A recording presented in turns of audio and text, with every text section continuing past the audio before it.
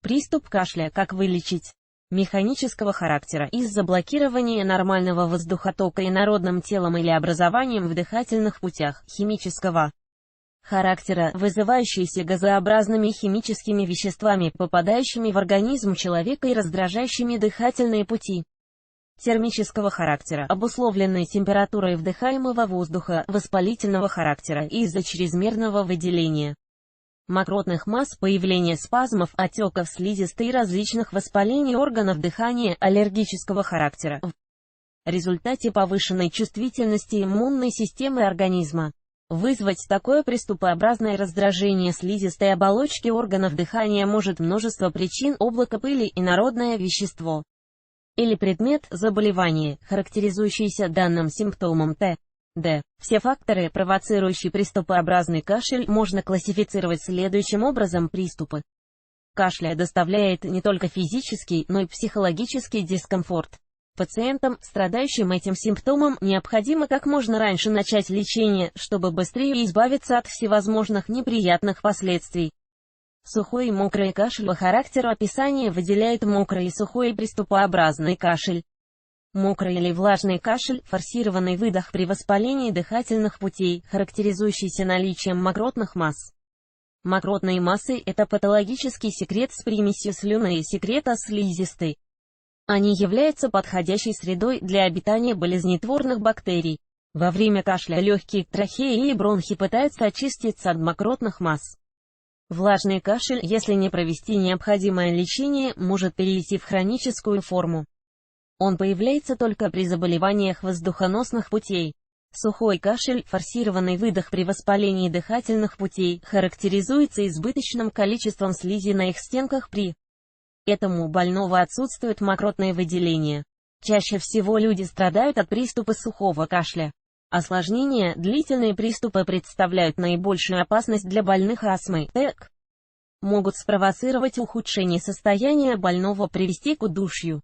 Им всегда сопутствует колебание давления, вследствие они могут стать причиной гипотонии или гипертонии. Иногда из-за повышенного тонуса мышц живота и повышения давления в груди при форсированном выдохе у пациентов возникают грыжи. При таких затяжных приступах травмируются сосуды, появляются мокротные выделения с примесью крови. Для курильщиков длительный приступ особо опасен. ТЭК может спровоцировать коллапс легкого. Это случается у людей, страдающих булезной эмфиземой. Как остановить кашель на фоне ОРВ? Чтобы остановить приступ кашля, сперва необходимо установить его причины. Самая распространенная причина – острые респираторные заболевания. При воспалительных заболеваниях органов дыхательной системы можно применять ингаляции травами, имеющими лекарственные свойства. Различные полоскания травяными отварами, компрессы, травяные чаи.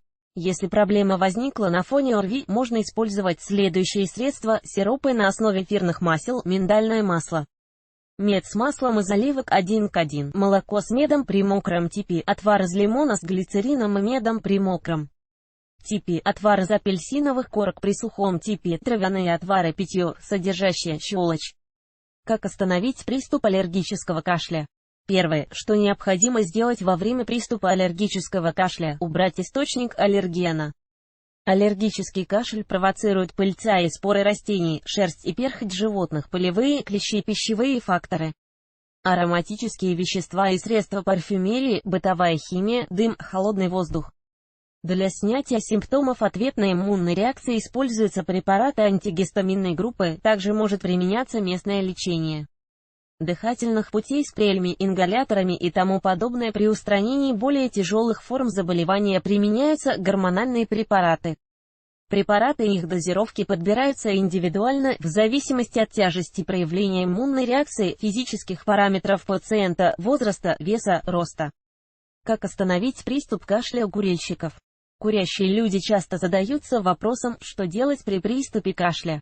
При таком кашле начинает першить горло. Если такой кашель не лечить, он развивается в хроническую форму, бронхит курильщика. Немного облегчить проявление симптома помогут препараты, содержащие эвкалипт, мятные леденцы, доктор Мом. Лучше отказаться от пагубной привычки.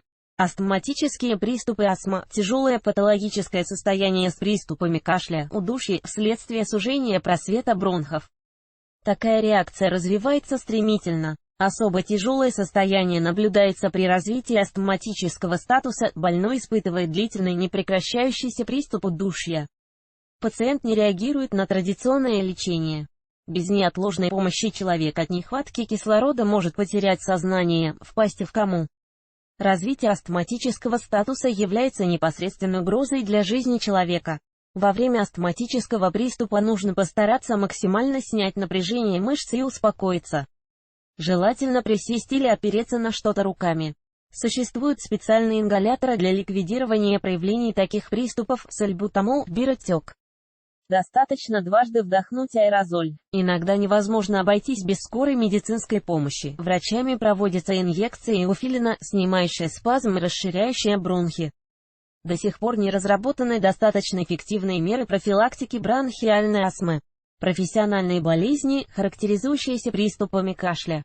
Страдать от приступов симптомосклонные люди, подверженные профессиональным заболеваниям органов дыхания, преподаватели, шахтеры, работники химического производства. В таком случае стоит незамедлительно обратиться к врачу. Больного отправляют в центр, занимающийся профессиональными заболеваниями. Там специалистами назначается лечение, больным даются необходимые рекомендации касательно профилактики болезни. Лечение приступов кашля у детей. Многие родители задаются вопросом, как снять приступ кашля у ребенка.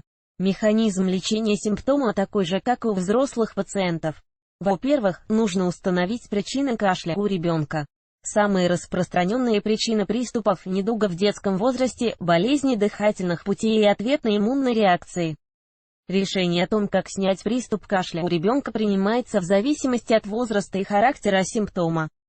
Приступообразный кашель у ребенка лучше всего лечить специальными детскими сиропами и микстурами. Можно воспользоваться небулайзером. Небулайзеры используются не только для лечения заболеваний органов дыхательной системы, но и для профилактики заболеваний. Лечение небулайзером имеет ряд преимуществ: отсутствие возрастных ограничений, легкость использования, высокая результативность, скорая эффективность и минимальное количество побочных эффектов. Спреи, применяющиеся при кашле, не дают такого эффекта. Лекарство не распыляется столь равномерно и не может проникнуть во все отделы носоглотки. Действие препаратов в таких спреях для горла кратковременно.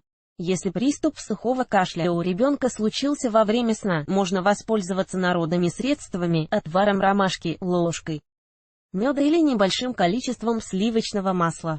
Профилактические меры. После того, как снят приступ кашля, желательно регулярно проводить профилактические процедуры. Эффективно физиотерапевтическое лечение. Оно включает в себя различные ингалирования и полоскания. При таких процедурах используются щелочные и соляные растворы, лекарственные травы, молоко и мед. Следует помнить, что мед является сильным аллергеном. Профилактическое лечение можно дополнить массажем. С его помощью бронхи лучше очищаются от мокроты, расслабляются мышцы, находящиеся в повышенном тонусе. Профилактические меры включают в себя регулярную уборку помещений и ликвидацию возможных источников пыли, тщательное проветривание комнаты, контроль уровня влажности в помещении, использование гипоаллергенных материалов и исключение потенциальных аллергенов. Отказ от вредных привычек курения, в том числе пассивного. Исследования показали, что регулярное проведение дыхательной гимнастики значительно укрепляет органы дыхания, регулирует и нормализует их работу в целом. Гимнастика проводится таким образом: глубоко вдохнуть, выдохнуть, задержать дыхание, повторять несколько раз. Читайте далее, как правильно применять устройство. Как взрослому человеку вылечить кашель? Какие факторы могут повлиять на появление заболевания? Лечение кашля бананом.